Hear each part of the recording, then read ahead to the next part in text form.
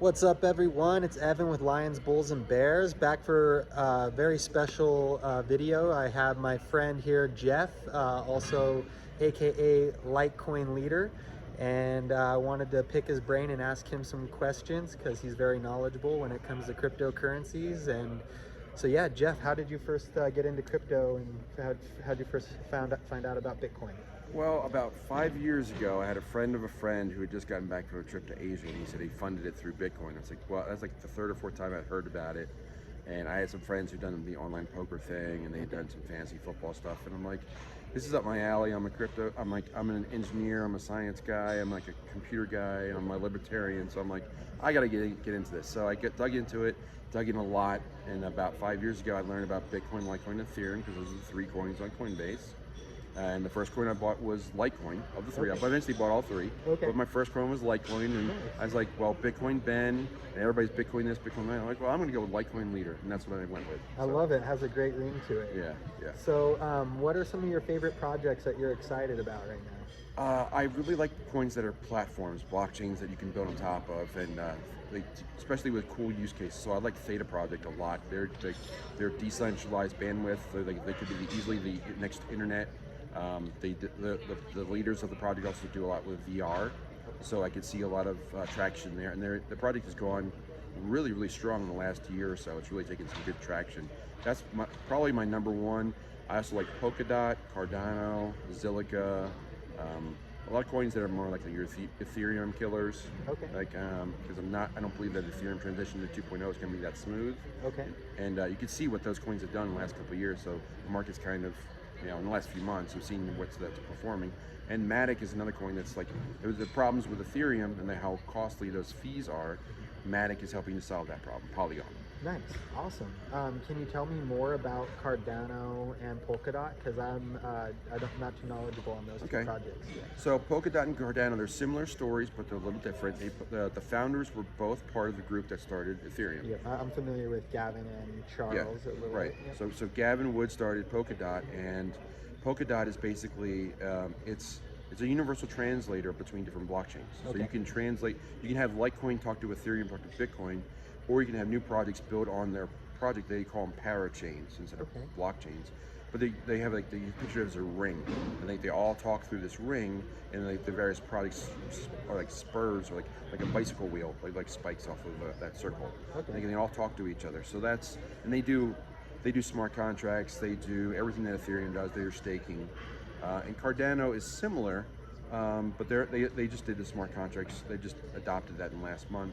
They do staking as well, and both these projects are essentially what these visionaries, Gavin and Charles, think that Ethereum should have become, and is having growing pains getting there, because it really is the original smart contract and platform coin. But these guys have improved upon that proof of concept that Ethereum was, and now it's like the next generation. That's what these two coins are.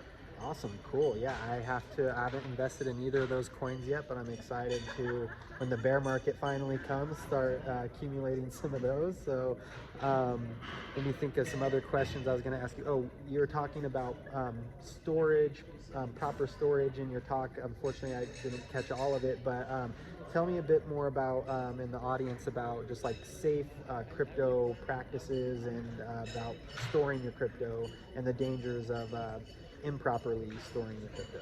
Yeah, the number one thing is you want to avoid counterparty risk or third-party risk. So you want to store your own cryptos. That way, if you have to log into a website or go through an app to see your money, that app or website is a blocker to your money. And so if that website goes down, you don't have your money. So you want to avoid that third-party, counterparty risk. So that's why they say not your keys, not your coins. You move your coins to your own wallet.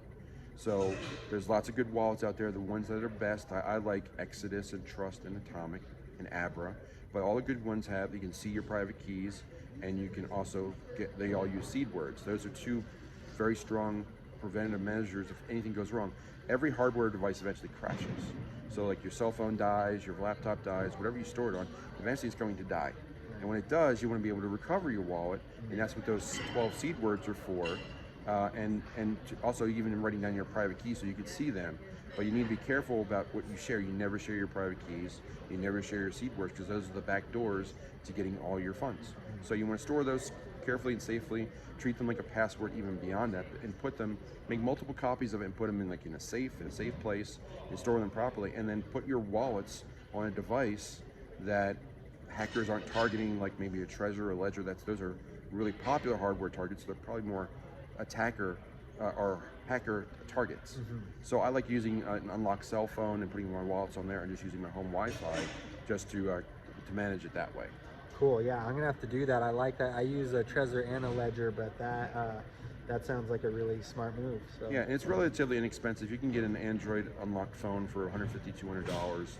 So I typically say 5% or less of your money should be spent on security. But when you get to that point where you've got that, a certain amount of cryptos, move to that unlocked cell phone. Then it'll teach you how to move them to a wallet, and you get used to that level of security. And no one's targeting older phones that are on your home Wi-Fi. You just shut it off and throw it in your safe. And there's nothing more preventative than shutting the device off and taking off the internet. And that is great advice. You mentioned you're a libertarian. How do you see, I know a lot of people have explained this, but I'd love to hear it from you. How do you see this technology in this space advancing human freedom? Well, people are confused by the term libertarian because they don't necessarily think it's like the Libertarian Party, and it's not. Libertarian just means that you want to be kept alone and kept to yourself. Like, stay out of my personal life, stay out of my finances. I'm a grown man, I can handle my own stuff. So this technology, the blockchain is going to be used because it's trustless. You have public records of things. The killer app right now is Bitcoin, but they're in cryptocurrency, but it could be used for other things. Anything that's a record that you want to keep records of. ID, real estate transactions, elections. I don't know if that's a safe word to say, but you know what I'm saying. Yeah, but anything you want to keep a record of and have that out there, it's going to promote trust and promote freedom, because once you have a system that it's inherently trustable, then you can build, there's a foundation you can build from, and that's what cryptocurrency and blockchain is all about. Nice. Awesome. Well, is there anything that you're working on specifically that you'd like to share, or any just like final parting words you'd like to share with my audience? Basically, Litecoin Leader. If you remember that name, you can find me. I'm at litecoinleader.com. My YouTube is litecoinleader.io. That's my name on Telegram and on Instagram, and also on Patreon. I'm starting a Patreon. I'm going to be doing more Ask Me Anything AMA sessions with my subscribers. So I want to increase adoption through increasing and growing our community. Awesome, man. Well, I'll have to sub to your Patreon, and I thank you so much for the time. Thanks, you, Evan. Nice meeting you. Yeah. See you guys. Peace.